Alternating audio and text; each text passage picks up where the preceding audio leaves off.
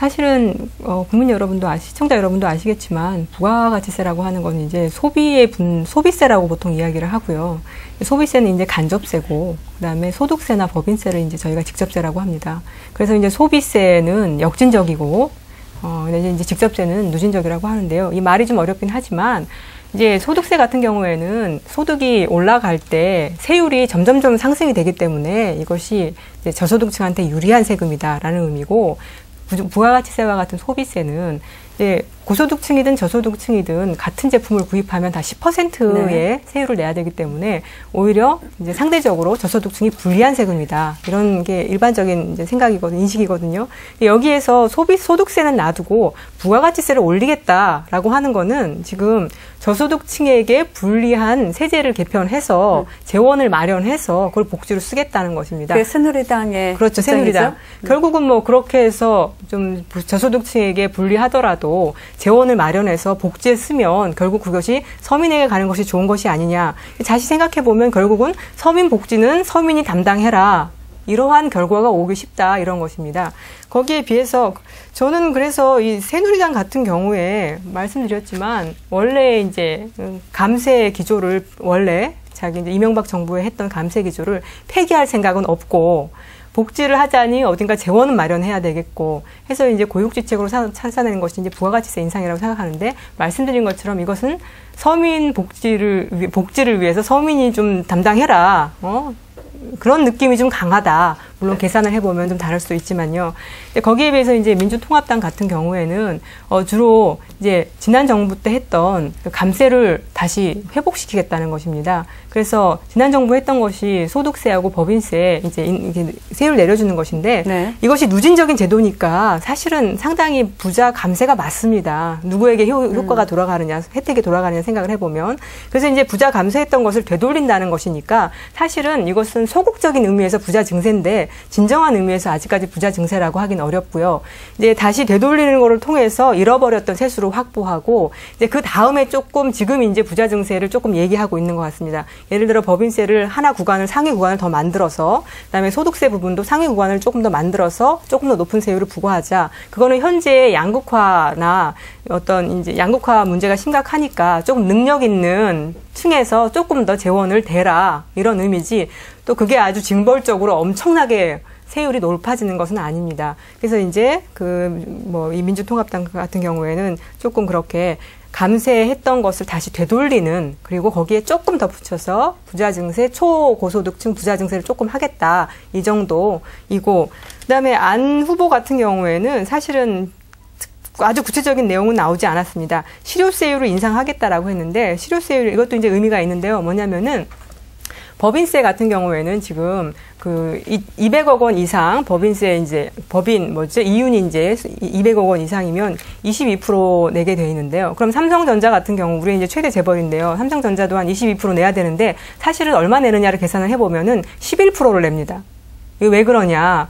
이게 비과세 감면 혜택이 많기 때문에 그렇습니다. 투자라든가 R&D라든가 이런 것들을 하는 거에 있어서 국가가 법인세 감면을 주는데 사실은 투자나 R&D나 이런 것들은 누가 하냐면은 여력이 많은 대기업들, 재벌들이 하게 돼 있기 때문에 보통 이런 혜택들이 다 재벌들한테 갑니다. 그래서 비과세 감면을 많이 받기 때문에 실제로 내는 세율은 낮다. 그래서 이것을 비과세 감면을 없애겠다라고 하는 것이 안 후보의 얘기인데요. 이 정도의 얘기는 이제 문 후보는 이미 이야기를 하고 있기 때문에 포함시키지 않은 것이고 그래서 문 후보는 안 후보보다 조금 더 큰 얘기를 하고 있고 그다음에 이 박 후보는 완전히 다른 이제 약간 역진적인 저소득층에게 이런 얘기를 하고 있다. 그래서 차이가 있다. 이런 말씀 드립니다. 네. 그럼 거기에 정말 저는 황당하다는 말씀을 드리고 싶은데요. 마치 부자한테 세금을 매기거나 기업한테 세금을 매겨서 해결할 수 있을 거라고 이야기를 하는데 사실은 그 적합한 설명은 아니라고 봅니다. 그리고 우리나라가 법인세 비중이 상당히 이미 높았고요. 그런데 아까 저는 들으면서 좀 이상했던 게 뭐냐면요. 아까는 분명히 유럽처럼 복지를 늘리자 이렇게 말씀하시면서 OECD 비교를 이야기를 하시다가 갑자기 세금 얘기를 누가 부담할 것이냐의 문제가 나오니까 갑자기 또 OECD 비교를 안 하세요. 그러니까 해드릴까요, 그러면? OECD를 비교를 하면요. 예. OECD를 비교를 하면요. 저희가 GDP 대비로 소득을 각 세목, 그러니까 소득세, 법인세, 사회보장 분담금, 그다음에 재산세, 그리고 이제 간접세, 소비세를 어떻게 내고 있냐를 보면 저희가 소득세 비중이 너무 낮습니다. GDP 대비로 OECD 국가들이 9%를 내는데요. 저희는 GDP 대비로 4%를 내고 있습니다. 그러니까 소득세를 지금보다 한 두 배 정도를 더 내야지 OECD 평균에 갑니다.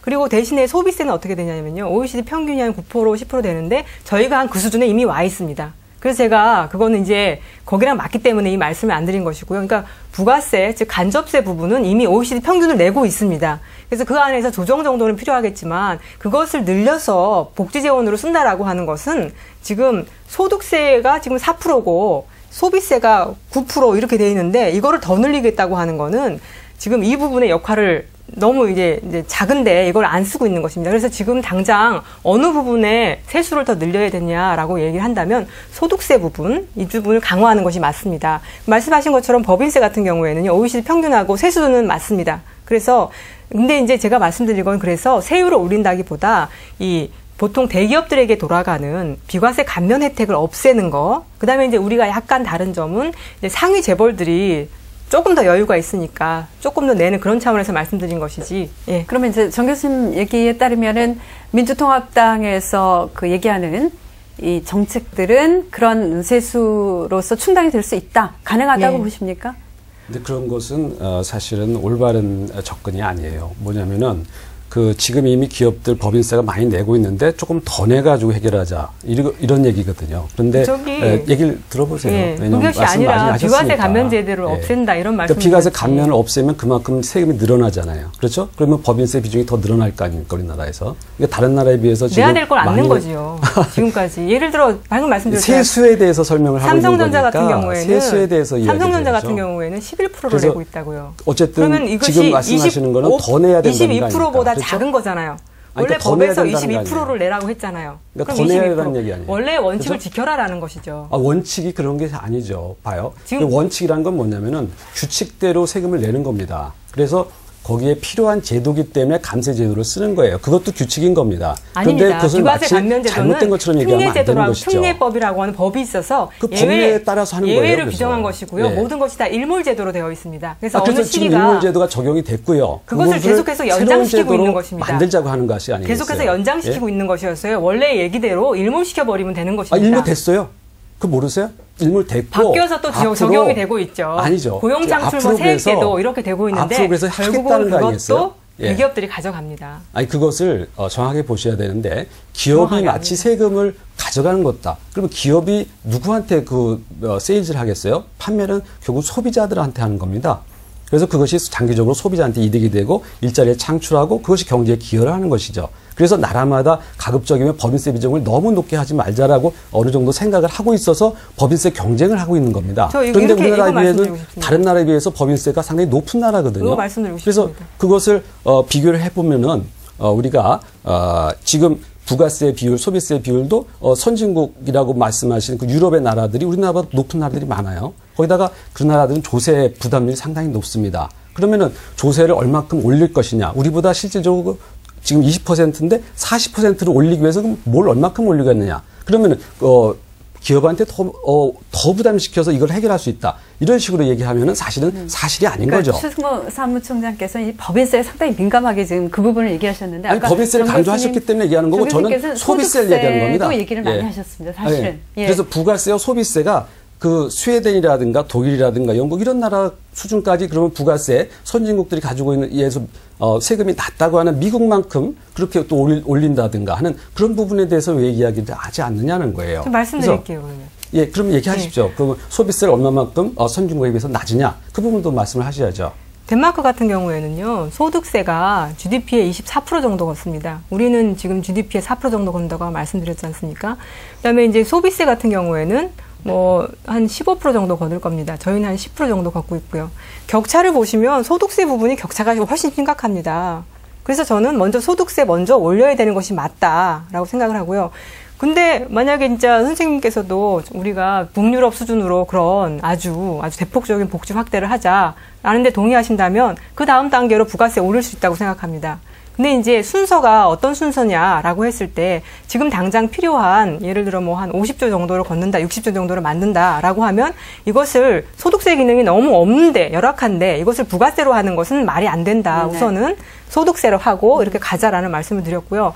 뭐 아까 뭐 법인세를 올리면 그것이 소비자에게 그 기업들이 결국엔 법인세를 깎아주면 소비자들한테 그 이익을 돌릴 텐데 소비자들이 손해를 보는 것이 아니 이렇게 말씀을 하시는데요. 법인세라고 하는 것은 기업들의 이윤에 대해서 다 이제 뭐 매출원가 다 빼고 이윤에 대해서 매기는 세금입니다. 그런데 이제 아시다시피 우리나라 지금 재벌들 같은 경우에는 그 주주의 반이 외국계입니다.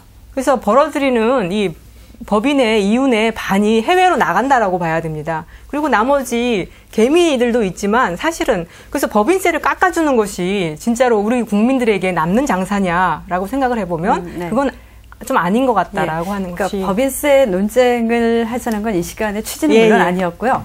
일단은 아까 그 소득세를 이제 올리는 부분 같은 것 이미 이제 그것이 공약의 하나로서 이제 택하면 실제로 대통령이 되면 시행될 가능성이 있는 그런 정책이 될 텐데.